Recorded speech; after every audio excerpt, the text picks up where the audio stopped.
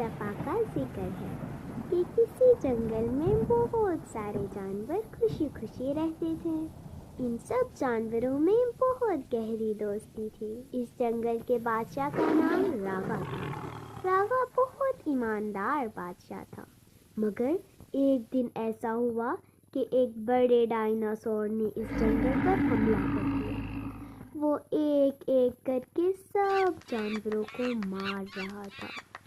یہ خوشحال جنگل اب تباہ ہو چکا تھا۔ جانور آہستہ آہستہ کم ہوتے جا رہے تھے۔ یہ تباہی دیکھ کر انہوں نے فیصلہ کیا کہ ہم سب جانور اس بڑے ڈائناسور کا مل کر مقابلہ کریں گے۔ انہوں نے ڈائناسور کو ہرانے کی پوری کوشش کی اور اپنی پوری طاقت کے ساتھ